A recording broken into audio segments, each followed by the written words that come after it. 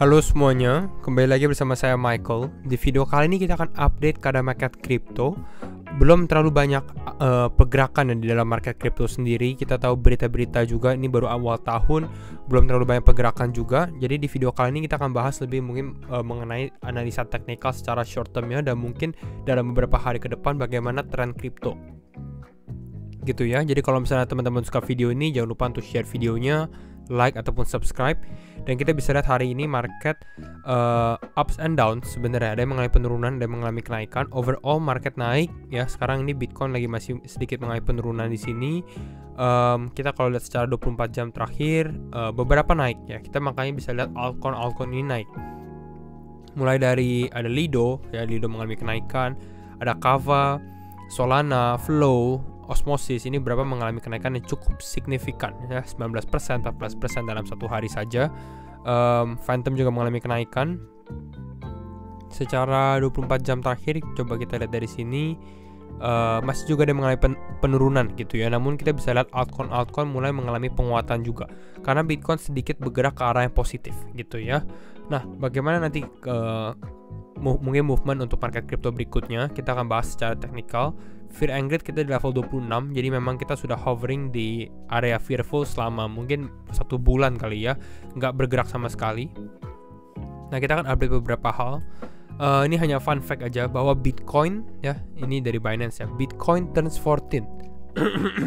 Jadi Bitcoin sekarang umurnya 14 tahun, masih tergolong sangat-sangat muda kalau kita bandingkan dengan kelas aset yang lainnya gitu ya. On this day 14 years ago. Kenapa? Karena di sini teman-teman bisa lihat dari timestamp ya. Block 0 atau blok pertama. Ya, maaf. Ya, blok 0 atau blok pertama ini 2009 3 Januari ya. Jadi 3 Januari 2009 ini blok pertama yang dibuat oleh si Satoshi sendiri gitu ya. Jadi 14 tahun ya. 14 tahun masih tergolong muda kalau kita bandingkan dengan beberapa aset-aset lainnya. Nah, ini juga bukan fun fact, tapi ini breaking news yang saya juga baru tahu. Alameda ya, trading firm dari FTX, ternyata almost collapse in 2018 atau hampir bankrupt lah, hampir hancur di 2018 gitu ya. Namun FTX ternyata diluncurkan, di launch, dan customer funds-nya dipakai untuk support Alameda. Makanya ini yang menyebabkan mungkin ya dua-duanya mengalami penurunan, karena mereka menggunakan customer funds yang sama sekali sebenarnya tidak boleh digunakan ya, hal ini ya.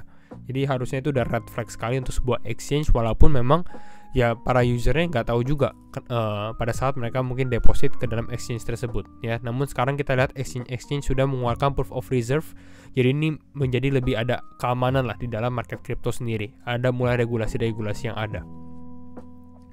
Nah, kita akan update juga berita berikutnya. Ini bukan berita, tapi ini lebih ke arah data Bitcoin volatility. Kita tahu bahwa volatility Bitcoin dalam mungkin beberapa hari terakhir sama sekali nggak besar gitu. Malah kita lagi di posisi all time low atau di paling bawah sekali. Artinya nggak terlalu banyak pergerakan untuk Bitcoin sendiri. Namun di sini kita bisa lihat ini beberapa data dari first halving, second halving, dan third halving ya. Kita membahas halving di video kita Crypto Bottom 2023. Mungkin teman-teman bisa melihat video itu.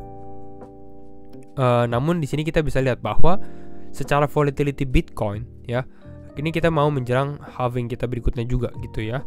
Namun kita bisa lihat ya untuk saat ini bahwa kita memang di dalam bear market yang sama, namun secara pergerakan, secara volatilitas ini menurun jauh gitu ya. Memang secara price-nya atau secara harga pun ya berbeda sekali gitu ya. Mungkin pada saat first halving di awal-awal tahun gitu 2011, 2012 masih tergolong lebih mudah untuk Bitcoin mengalami kenaikan berlipat-lipat, mungkin 100%, 300% seperti itu ya. Namun saat ini sudah susah gitu ya. Kita bahkan melihat Bitcoin saat ini di area level kita lihat mungkin sekitar 16.000 ya. 16.000 untuk ke 100% aja ke 32.000 ya. Apakah possible? Ya possible sebenarnya kalau kita di dalam bull market atau market saat sentimennya positif. Namun kita bisa lihat memang untuk saat ini market memang sentimennya masih sangat-sangat rendah dan tergolong kita masih di dalam downtrend juga ya. Jadi ini kira-kira kita akan lanjut lagi untuk beberapa hal. Mungkin kita bahas mulai dari Bitcoin. Ya, kembali lagi nih disclaimer on and do your own research, karena setiap keputusan tetap di tangan teman-teman. Ini Bitcoin mulai ada volatility di time frame 15 menitnya. Ini teman-teman bisa lihat terjadi kenaikan, Bitcoin stabil di area 16.700-an ya di sini, lalu ini mengalami penurunan jauh. Ya, kenapa dia mengalami penurunan? Ini kita sempat bahas, yaitu apa? Yaitu adalah opening ya S&P equity market di Amerika. Ya, di sini kita membahas tentang Standard & Poor's Index ya, salah satu bisa dibilang menjadi anchor atau paling kuat lah gitu ya, secara financial market ya, New York Stock Exchange di sini. Ya, kita bisa lihat mereka juga mengalami penurunan dan Bitcoin mempunyai tendensi untuk mengikuti pergerakan dari ya market saham Amerika, kira-kira seperti itu. Dan sekarang ini kita lagi mengalami penurunan lagi. Nah, itu dari 15 menit. Kalau secara di time frame 4 jam, ini teman-teman bisa perhatikan memang kita bisa lihat ini secara volatilitas nggak terlalu banyak pergerakan gitu ya di sini. Nanti saya akan bahas secara skenario-nya lebih detail dari biasanya juga. Nah, kita bisa lihat mungkin dari sini before. Nah, secara weekly indexnya teman-teman bisa lihat juga bahwa kita memang lagi di posisi all time low ya, saat ini masih di all time low. Hal-hal seperti ini sebenarnya nih yang menjadi key points untuk kita, bahwa akan ada saatnya di mana Bitcoin ini mulai mengalami reversal gitu ya. Kapan? Kita nggak ada yang tahu, tapi saya rasa mungkin 1-2 minggu ke depan ini mungkin bisa terjadi ya, reversal terjadi. Pada saat mengalami kenaikan di sini bukan berarti harganya mengalami kenaikan. Itu yang teman-teman harus perhatikan. Pada saat mengalami kenaikan di sini yang terjadi adalah volatilitasnya naik. Artinya market bisa hal seperti ini, market bisa mengalami kenaikan yang signifikan atau mengalami penurunan yang cukup signifikan juga. Nah, kira-kira seperti itu ya. Namun kita kembali lagi ke dalam grafik Bitcoin ya. Kembali lagi disclaimer on.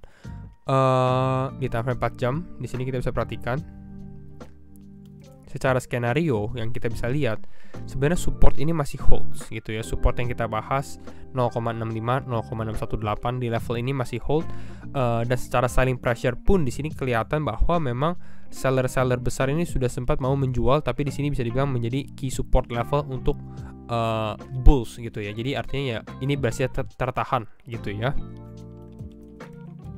Nah, secara skenario kita masih lihat bahwa Bitcoin movement seperti ini masih cukup bagus, masih cukup positif gitu ya, asalkan kita memang bisa bertahan di trend ini. Ini mungkin teman-teman bisa ambil sebuah trend line atau kita gambarkan sebuah trend line seperti ini gitu ya. Ini hanya rough trend line secara short term saja seperti ini. Kita bisa lihat penurunan mungkin bisa terjadi untuk Bitcoin. Saya rasa kalau misalnya Bitcoin mengalami penurunan sampai ke area level 16.500 lagi, ini bukan sesuatu yang mustahil juga. Kita lihat mungkin mengalami pullback dan akan beberapa orang mungkin sedikit mengalami panik juga, panic mode, karena Bitcoin mengalami penurunan. Asalkan mungkin kita nggak akan turun dari trendline ini. Tapi teman-teman harus tahu ya, bahwa ini di market crypto sendiri sering terjadi week out seperti ini, dimana candles mengalami penurunan, lalu pada saat mau closing dia mengalami kenaikan seperti ini gitu. Jadi ini hanya fake out lah bisa dibilang ya. Jadi ini salah satu hal yang kita bisa lihat, di mana mungkin Bitcoin mengalami pullback lalu dia mulai mengalami penguatan kembali. Ya, sebenarnya target kita ini bukan berada di level 16.800 gitu ya. Target saya kalau misalnya Bitcoin bisa mengalami kenaikan, ini masih di area level ini kita mungkin gedein terlalu besar. Ya mungkin level 17.200-an. Di area sini 17.200, 17.300, 400-an. Kalau memang Bitcoin mengalami penguatan, nanti mungkin kita lihat secara level yang lebih details. Tapi di sini kita bisa lihat memang pressure di atas ini lebih besar gitu. Jadi kalau kita lihat dari sini, ini level 16.800 saya rasa ini sudah ditested berkali-kali seperti itu gitu ya. Jadi kalau misalnya Bitcoin akan mencoba untuk break di sini, ada kemungkinannya dia mengalami break. Kalau ternyata terjadi rejection dan ada konsolidasi selama beberapa hari di atas ini, artinya mungkin ini Bitcoin nggak kuat ya, dan tandanya mungkin ini kita harus mengalami penurunan yang lebih dalam lagi seperti itu. Kalau memang kita mengalami konsolidasi yang cukup lama. Namun hal ini bisa terjadi. Satu level lagi atau satu analisa lagi yang kita bisa lihat sebenarnya secara short term time frame ya. Di sini kalau teman-teman gunakan mungkin relative strength index atau RSI, di sini cukup kelihatan gitu ya. Secara harga ini kita mengalami penurunan gitu ya. Kita membentuk low baru di sini, higher low yang baru di sini ya. Lower high yang baru di sini kita mengalami penurunan. Nah, tapi kita bisa lihat bahwa di RSI-nya sendiri ini kita mengalami kenaikan seperti ini, dan ini adalah sebuah divergence juga yang kita bisa perhatikan gitu ya, bahwa ini adalah bearish hidden divergence, di mana secara price atau secara harga kita turun ya, mengalami downtrend, namun secara indikator kita mengalami kenaikan. Ya, hal ini menjadi concern juga secara short term. Apakah di sini Bitcoin bisa mulai membentuk push up higher atau tidak gitu ya. Ini halnya sama juga kalau teman-teman lihat di misalnya di Ethereum ya. Mereka hampir sama membentuk divergence yang sama, hidden bearish divergence secara di time frame 4 jam. Di sini mengalami penurunan ya, downtrend, di sini mengalami higher high ya, mengalami uptrend. Yang jadi ini menjadi concern kita juga. Artinya mungkin ada tendensi dia akan mengalami sedikit pullback gitu ya, baru mungkin mengalami kenaikan ya. Jadi ini yang kita bisa lihat dari analisanya. Balik ke Bitcoin ya. Kalau kita lihat juga, misalnya kita tarik garis misalnya dari sini ke arah ini, ini kita bisa kelihatan gitu ya, dari high-nya dia ke low-nya dia sebelumnya di saat ini. Ini kita bisa perhatikan bahwa dia terbentur di area golden ratio 0,618 ataupun saya suka menggunakan 0,65 seperti golden pocket aja. Jadi di area tersebut, di area ini gitu ya, bisa kita lihat ini adalah area krusial gitu ya untuk Bitcoin. Dan ini bisa kelihatan juga bahwa dia nggak berhasil closing ke atas gitu. Jadi di sini pressure-nya pun ada di area level ini. Mungkin saya kita kotakin. Di area ini pressure-nya ada. Ini teman-teman bisa lihat di Bitcoin mencoba untuk breakout, mungkin tes ke area 16.800 atau mungkin ke 17.000. Namun ini nggak berhasil ya. Kita lihat ini week candle hanya garis saja gitu ya. Dan ini memang kalau kita tarik garis lebih lagi ke area ini kelihatan memang ini area konsolidasi ya, untuk beberapa kali Bitcoin konsolidasi di area tersebut. Di sini konsolidasi, di sini menjadi resistance, lalu di sini menjadi support. Jadi ini adalah key levelnya gitu ya.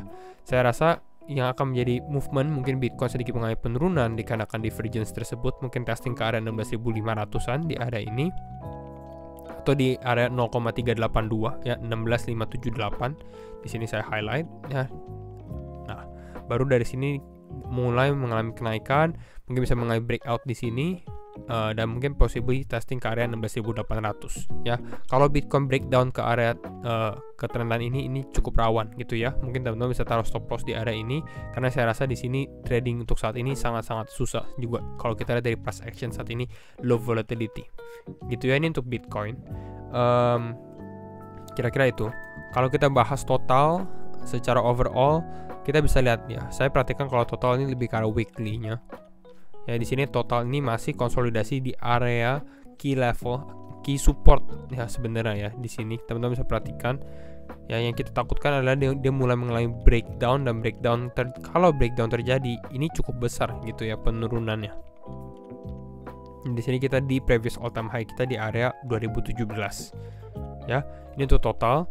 Untuk Bitcoin dominance